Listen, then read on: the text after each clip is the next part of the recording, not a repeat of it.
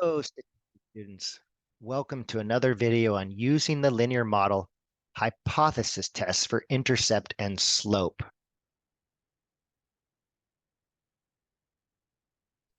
The test statistics for both the intercept and the slope have a familiar form, which was introduced in Chapter 8 for the one proportion z-test and was also used in Chapter 9 for the one sample t-test.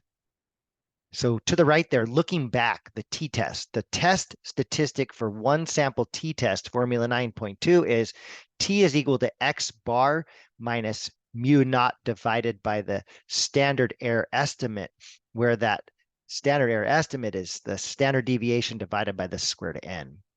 So for our stuff now, it's going to take on these same values. So for our t, it's going to be the estimator minus the null value divided by the standard error, where the standard error stands for the estimated standard error, the estimated standard deviation of the estimator. So this is just the form that we're used to. And so we will come up with a test statistic for the intercept and for the slope.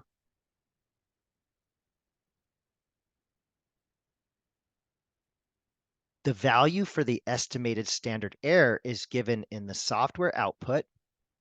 If the conditions for the linear regression model hold, then both of these test statistics follow a t-distribution with n minus 2 degrees of freedom, n is the number of observations.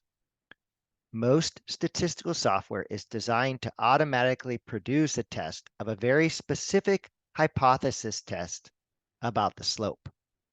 And the null hypothesis states that the slope is 0 or no association, and the alternative is that the slope does not equal 0, or there is an association. Or in symbols, beta 1 is 0, beta 1 is not 0.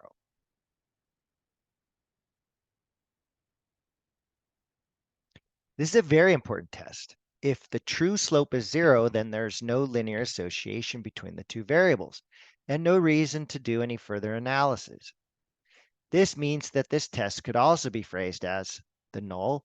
There is no linear association between the two variables. Alternative, there is a linear association between the two variables. Or as the null is the correlation between the variables is 0, and the alternative is the correlation is not 0.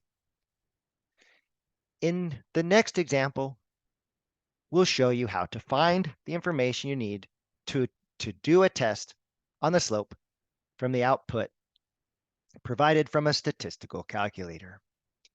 And this concludes this video on using the linear model hypothesis tests for intercept and slope.